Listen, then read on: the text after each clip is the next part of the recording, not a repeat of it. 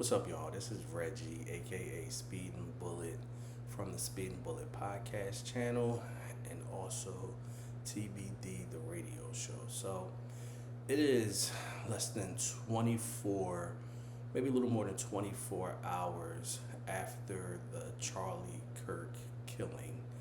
It is Thursday, September 11th, around 5:15 p.m. Eastern Time, and I want to talk a little bit about the killing and what are some of my general thoughts about how Charlie Kirk lived and unfortunately how he died. Thoughts and prayers to Charlie Kirk's children. I do know that he is married, 31 years old. He has a young infant son, I believe 1 year old, and I believe another son that I believe 3 years old. Charlie was 31 years old when he really tragically got killed. And I say tragically in the sense of I think that all gun violence, all senseless murders are all tragic. And in my eyes, big or small, whoever it involves, it is tragic. But the Charlie Kirk shooting has activated just a lot of commentary, a lot of finger pointing, a lot of realization of where we are as a political, where we're what type of political space we're in the year 2025. I mean, we are in the Trump political space, which has been mostly in your face, mostly threatening, and mostly with a lot of right wing rhetoric that unfortunately involves violence a lot of times.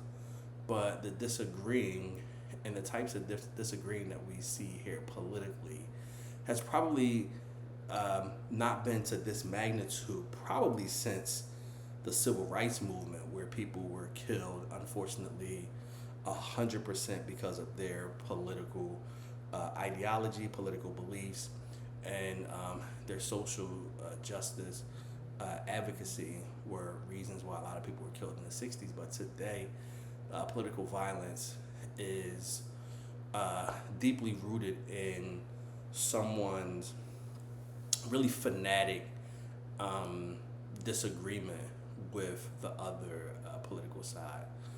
And it's tragic that we cannot have discord without violence. Now, as for Charlie Kirk, I mean, Charlie Kirk was, no stranger to that type of discord. I mean, Charlie Kirk famously, I guess infamously, stated that, in terms of gun violence, there were people who needed to die so we could justify having access to the Second Amendment, which is the right to bear arms. That there had to be some casualties involving gun violence for us to continue to have the right to bear arms. And tragically, Charlie Kirk became a victim of some of the things that he really kind of cynically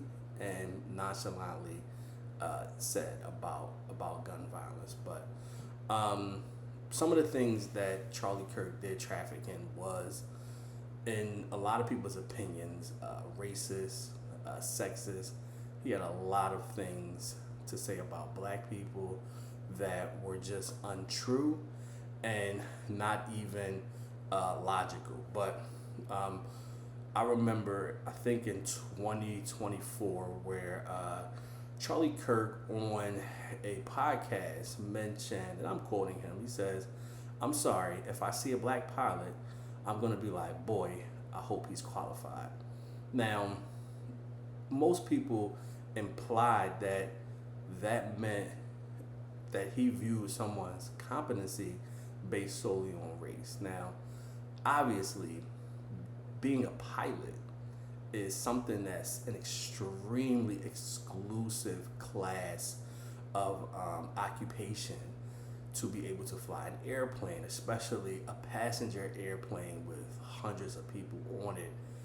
There's no pilot that's unqualified, let alone saying that you question whether or not this person is qualified based on their race. And Charlie Kirk points to a lot of instances where black people, black women have achieved certain positions in life, and has said that it was, it was basically because of race and not because of their accolades, their merits.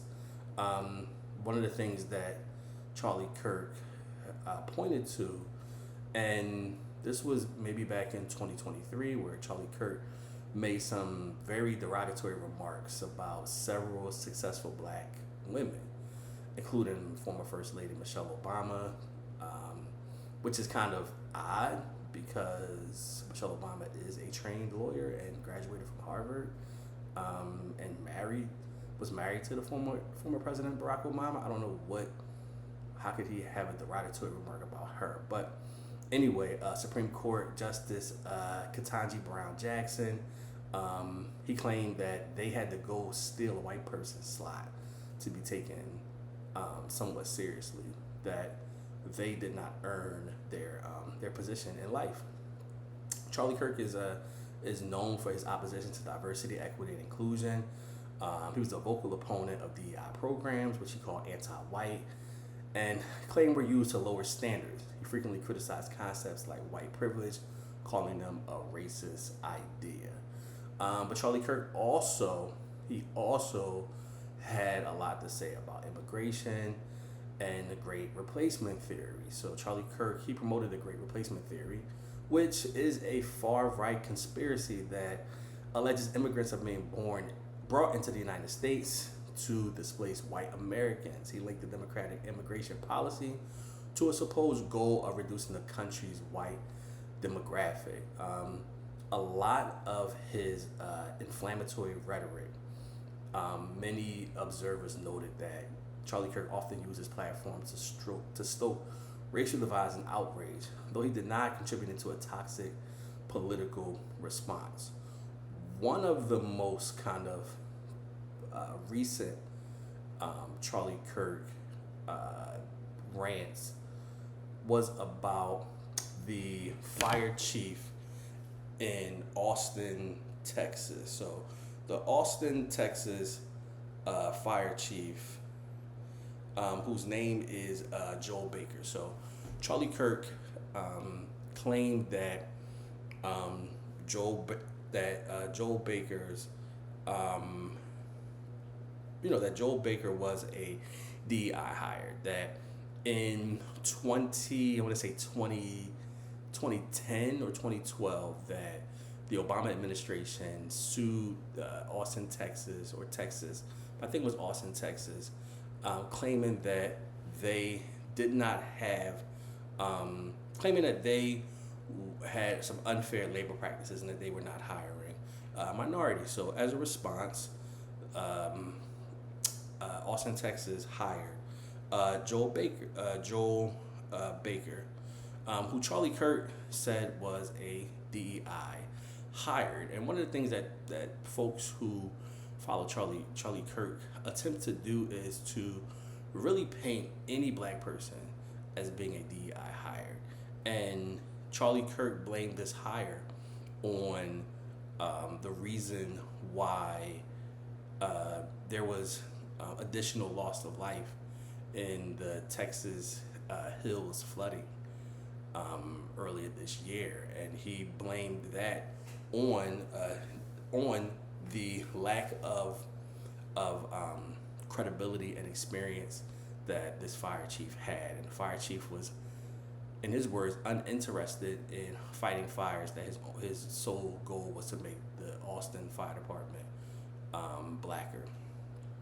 But a little bit about the fire chief just lets you know kind of the type of rhetoric that Charlie Kirk would traffic in. He says that the person Joel Baker was just unqualified, did not earn a position. So, just a quick Google search of Joel Baker's background. He was in the United States Marines, United States. He was in the Navy Reserve. He has a bachelor's degree in human resource development, an associate's degree in applied sciences, a master's degree in public administration. He was a lieutenant, captain, and deputy fire chief within the Atlanta Fire Department. Served in the Atlanta Fire Department for 30 years. And these types of like inflammatory statements about black people and about their lack of credentials when they ascend to these positions and get hired for these positions cause a lot of hurt and cause a lot of fear in communities and fear of black people not having the credentials and not being qualified. And these are the types of things that Charlie Kirk trafficked in. So, I noted that is that there is a saying, at least in the black community, not to speak ill of the dead. And I would normally say that holds true. But I do think that 24 hours later, when we reflect on this person's life and their contributions to society, that we have to be honest and we have to make sure that we are telling the full picture, that the two things can operate at the same time. Charlie Kirk's death, can be tragic, and it can be something that, we are outraged about, but we cannot ignore what Charlie Kirk stood for, what Charlie Kirk went into the public space preaching and communicating his thoughts to the world, and what those thoughts mean to so many people, and how those thoughts unfortunately activated something in a lot of people. Now, let me also say that the suspect has not been captured. So anyone who says that they know the reason why Charlie Kirk was murdered is just talking nonsense. Those who are blaming the Democrats, they're just talking nonsense because they don't even have the shooter, so they don't even know the motive. So for them to even put that type of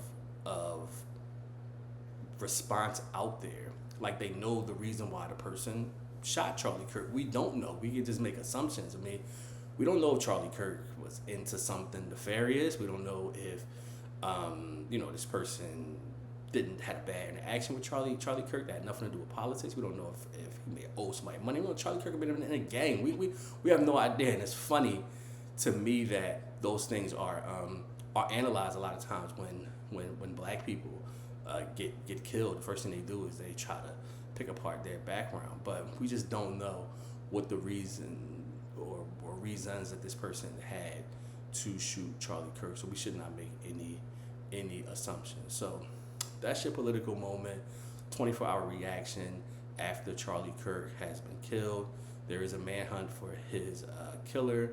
He's still at large, and hopefully we'll get some more information on that in the future. So on behalf of Speed and Bullet Podcast and TBD the radio show, I am Reggie White, aka Speed and Bullet, and this is your political